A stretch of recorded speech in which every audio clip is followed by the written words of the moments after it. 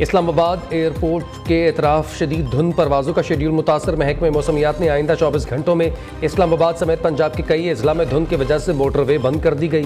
ملک کے بیشتر اضلاع میں موسم سرد اور خشک رہنے کی پیش گوئی۔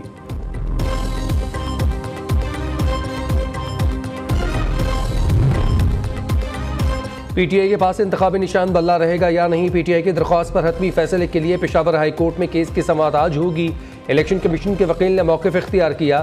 ہائی کورٹ کا فیصلہ یک طرفہ کارروائی ہے۔ الیکشن کمیشن بنیادی فریق ہے جس کو نہیں سنا گیا۔ عدالت نے ایڈیشنل ایڈوکیٹ اور ڈپٹی اٹارنی جنرل کو سنا جو حکومتی نمائندے ہیں۔ اس سے قبل عدالت نے کمیشن کے وکیل کے دلائل کے بعد فیصلہ محفوظ کیا۔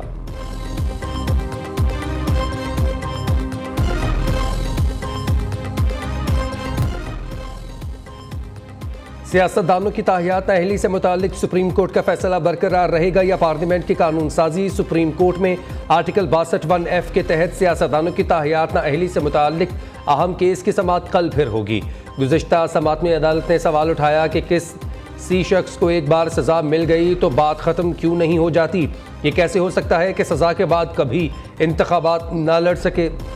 چیف جسٹس نے اپنے ریمارکس میں کہا کہ اس کیس سے یہ تاثر نہ لیا جائے کہ عدالت کسی مخصوص جماعت کی حمایت کر رہی ہے۔ ایک آئینی مسئلہ ہے جس کو ایک ہی بار حل کرنے جا رہے ہیں۔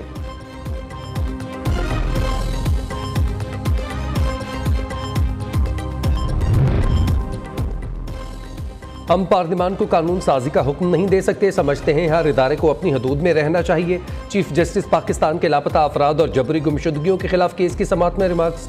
کہا لاپتہ افراد کیس کو سیاسی مقاصد کے لیے استعمال نہیں کرنے دیں گے۔ کیس سنجیدہ نوعیت کا ہے، مسنگ پرسنز کا مسئلہ حقیقی ہے، اس کو حل ہونا چاہیے۔ کیس کی سماعت آج پھر ہوگی۔ آج کی سماعت اٹارنی جنرل طلب۔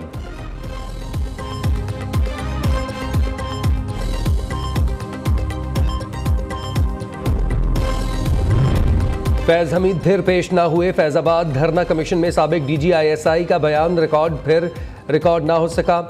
فیض حمید گزشتہ طلبی پر بھی دھرنا کمیشن کے سامنے پیش نہیں ہوئے تھے۔ شہباز شریف کو سابق وزیر اعلیٰ پنجاب کی حیثیت سے کمیشن نے آج طلب کر رکھا ہے۔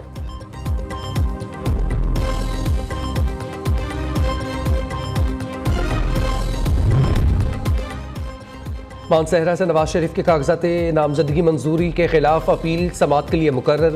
درخواست گزار نے موقف اختیار کیا کہ نواز شریف کو سپریم کورٹ نے تاحیات نااہل قرار دیا ہے، وہ الیکشن لڑنے کے اہل نہیں۔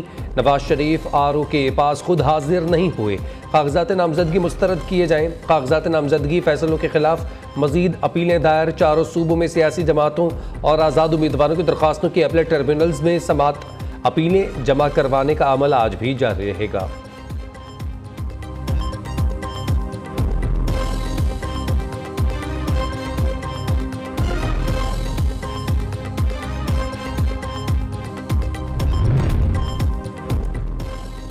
عام انتخابات میں ٹکٹس کی تقسیم سے متعلق نون لیگ کے بڑوں کی بیٹھک۔ نواز شریف، شہباز شریف، مریم نواز اور حمزہ شہباز پارٹی کی اعلیٰ قیادت کی شرکت۔ استحکام پاکستان پارٹی سمیت دیگر سیاسی جماعتوں کے ساتھ سیٹ ایڈجسٹمنٹ کے معاملات پر مزید مشاورت۔ پارٹی ٹکٹس کی تقسیم کے حوالے سے پارٹی امیدواروں کے ناموں کا اعلان بعد میں کیا جائے گا۔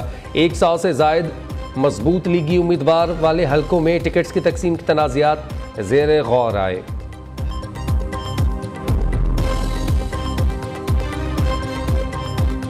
اگر ہم نے یوسف رضا گیلانی صاحب کو ہٹانا ہو یا نواز شریف صاحب کو ہٹانا ہو یا ایون کہ اگر آپ نے قاسم کے ابا کو گرفتار کروانا ہو تو ہماری عدالتیں رات کے 12 بجے بھی کھول دی جاتی ہیں۔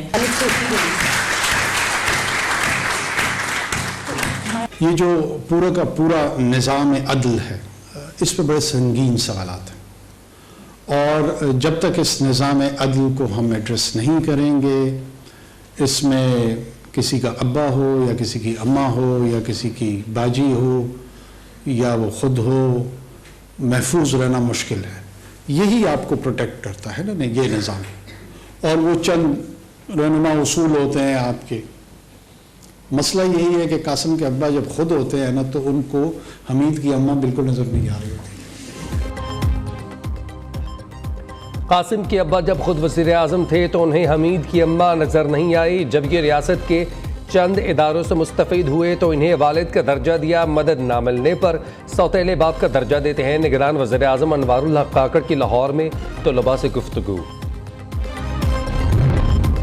سابق صدر مملکت آصف علی زرداری کی آج لاہور آمد متوقع۔ بلاول بھٹو اور Asif Ali Zardari central executive committee کے اجلاس کی صدارت کریں گے۔ ترجمان پی پی کے مطابق اجلاس میں پنجاب میں ٹکٹس کی تقسیم سے متعلق مشاورت کی جائے گی۔ بلاول بھٹو زرداری اڈا پلاٹ پر ورکرز کنونشن سے خطاب کریں گے۔ نون لیگی رہنما چودھری عبدالغفور میو اس موقع پر پی پی میں شمولیت کا اعلان کریں گے۔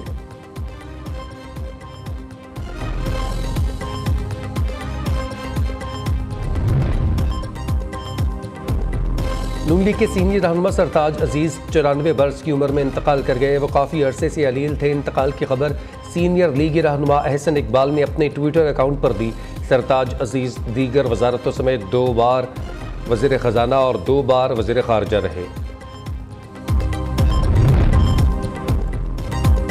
پاکستان کی مسلح افواج کسی بھی جارحیت کو ناکام بنانے کے لیے ہمہ وقت تیار ہیں۔ Army chief general Syed Asim Munir کا پاک فضائیہ کی انڈکشن اینڈ آپریشنلائزیشن تقریب میں خطاب خود انحصاری اور انسانی وسائل کی ترقی کی اہمیت پر زور دیا۔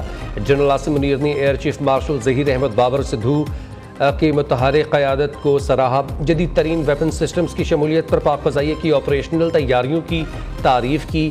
تقریب میں air chief marshal Zaheer Ahmed Babar نے پاک فضائیہ کو ایک طاقتور نیکسٹ جنریشن فضائیہ بنانے کے ویژن پر بھی روشنی ڈالی۔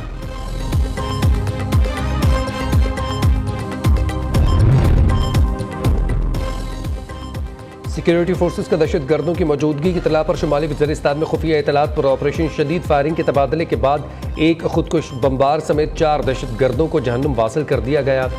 مارے گئے دہشت گرد سیکیورٹی فورسز کے خلاف متعدد دہشت گردانہ کارروائیوں میں سرگرم رہے۔ ہلاک دہشت گردوں سے اسلحہ، گولہ بارود اور دھماکہ خیز مواد بھی برآمد ہوا۔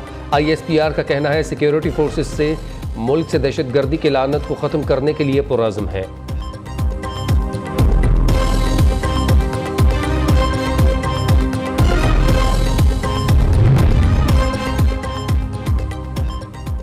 پنجاب حکومت کا اسموگ میں کمی کے لیے ایک بار پھر مصنوعی بارش برسانے کا منصوبہ۔ نگران وزیر اعلیٰ پنجاب محسن نقوی کا کہنا ہے کہ متحدہ عرب امارات کی ٹیم مطلوبہ بادل آتے ہی مصنوعی بارش برسائے گی۔ پاکستان میں پہلی بار مصنوعی بارش کا لاہور میں کامیاب تجربہ کیا گیا اور ایئر کوالٹی لیول کئی روز 200 سے نیچے رہا۔ وزیر اعلیٰ پنجاب سے لاہور میں مصنوعی بارش کرنے والے متحدہ عرب امارات کے محکمہ موسمیات کی کلاؤڈ سیڈنگ ٹیم کے سربراہ احمد الکمال کی سربراہی میں وفد کی ملاقات۔ محسن نقوی نے شکریہ ادا کیا۔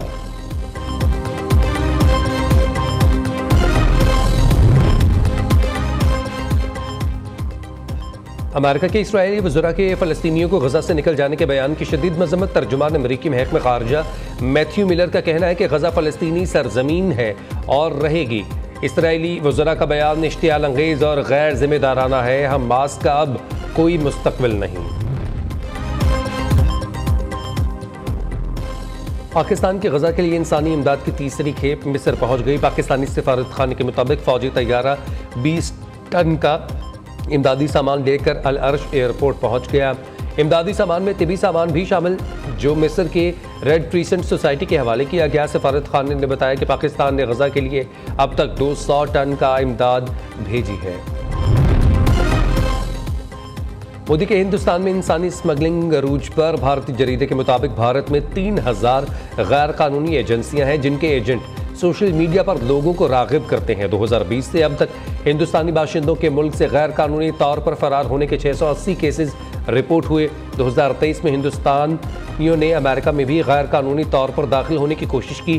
21 دسمبر کو فرانسیسی حکام اور پولیس نے 300 افراد کی غیر قانونی منتقلی کو ناکام بنایا۔ فرانسیسی حکام کے مطابق بھارتی مسافروں کو وسطی امریکہ پہنچنے کے لیے غیر قانونی طور پر امریکہ یا کینیڈا میں داخل ہونے کا منصوبہ بنایا گیا تھا۔